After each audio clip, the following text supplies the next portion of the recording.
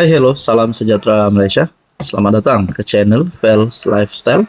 Terima kasih kerana terus setia dan terus bersama di dalam channel ini. Ada satu kejutan terbaru.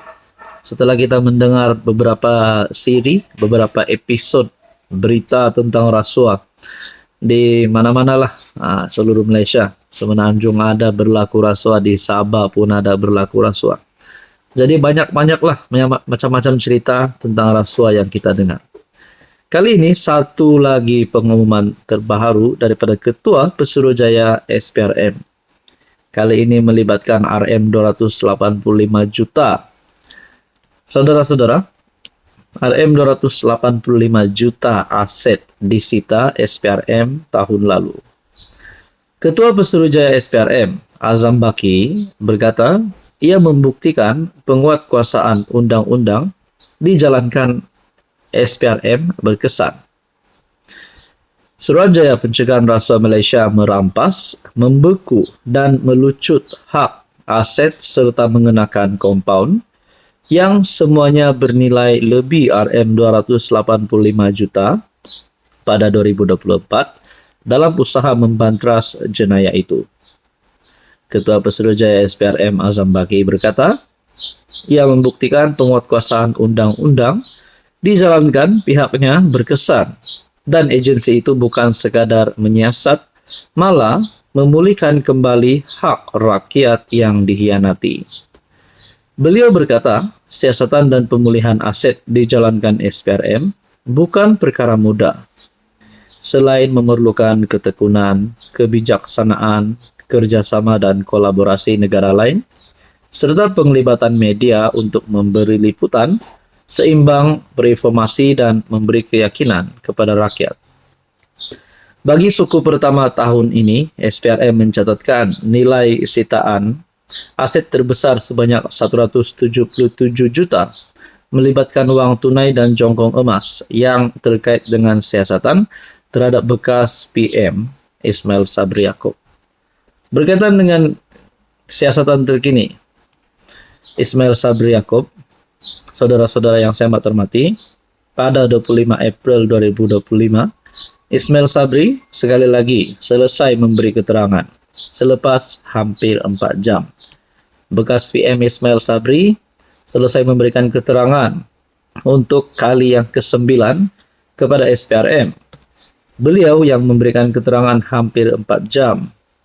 Menurut sumber, rakaman percakapan Ismail Sabri selesai setakat hari ini, namun tidak dapat mengesahkan berhubung proses rakaman lanjutan.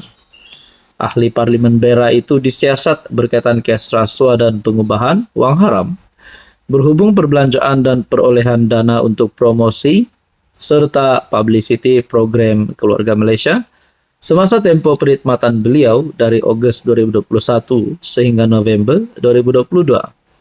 Kes disiasat mengikut Akta SPRM 2009 serta Akta Pencegahan Pengubahan Wang Haram, Pencegahan Pembiayaan Keganasan dan hasil daripada aktiviti haram 2021. Adakah ini boleh membawa kepada penangkapan terhadap Ismail Sabri Yaakob ataupun pemecatan sebagai ahli parlimen, gelaran beliau sebagai apa-apa sajalah gelaran beliau dan juga keahlian beliau di dalam parti UMNO. Saudara-saudara, apa komen Anda?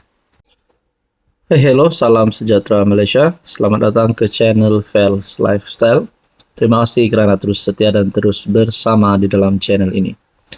Pilihan raya kecil Dun Air Kuning yang menjadi tumpuan satu Malaysia, terutamanya bagi pengundi di kawasan Dun Air Kuning. Ada yang kata calon PN akan membuat kejutan.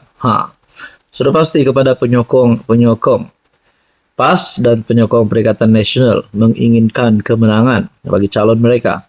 Tapi persoalannya, tempat tersebut, kawasan tersebut adalah kubu kuat UMNO.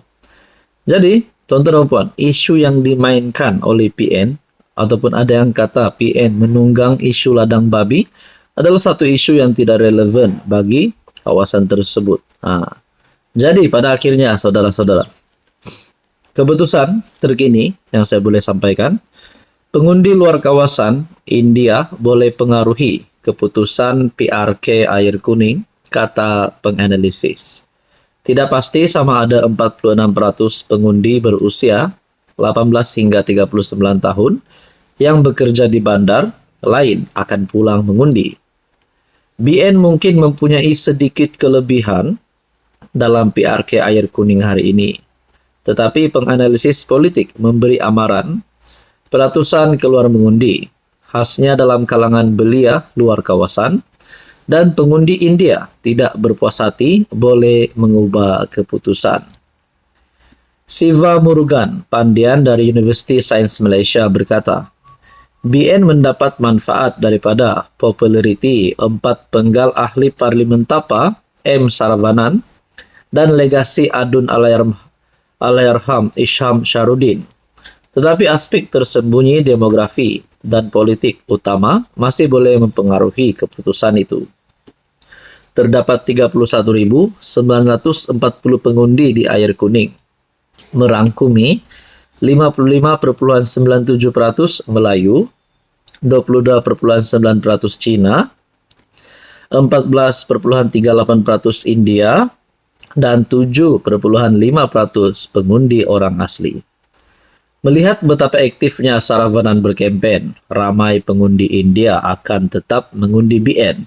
Tetapi ada yang mungkin tidak keluar mengundi atau menyokong calon PSM, KS Bawani, sebagai satu bentuk protes. Dalam artikel ini berkata, kempen PN gagal. Siva Raja, bekas Naib Presiden MIC, berkata, Perikatan Nasional bergelut untuk berhubung dengan pengundi di Air Kuning. Kempen PN di sini tidak berkesan kerana isu mereka tidak begitu relevan di sini. Siva Murugan berkata, kempen calon PN Abdul Muhaimin Malik terutamanya fokus untuk menutup ladang ternakan babi haram mungkin menyisi pengundi bukan Melayu. Isu ternakan babi menjadi titik utama kempen PN. Dengan kebimbangan dibangkitkan berhubung kehadiran ia di kawasan dominasi orang Melayu. Pas mendakwa sisa dari sebuah ladang ternakan babi mencemari Sungai Bidor. Tetapi Kerajaan Perak menegaskan semua 85 ladang berlesen dan menafikan aktiviti haram berleluasa. Siva Murugan berkata matlamat PN untuk menarik pengundi Melayu, tetapi kempen mereka akan menolak pengundi bukan Melayu kepada BN dan PSM yang melihatnya sebagai cubaan tidak memfokuskan isu lain. Katanya PAS mungkin cuba menarik pengundi protes daripada penyokong BN yang kecewa dengan gabungan itu kerjasama dengan DAP. Tetapi perkara ini mungkin tidak meningkatkan sokongan mereka secara drastik.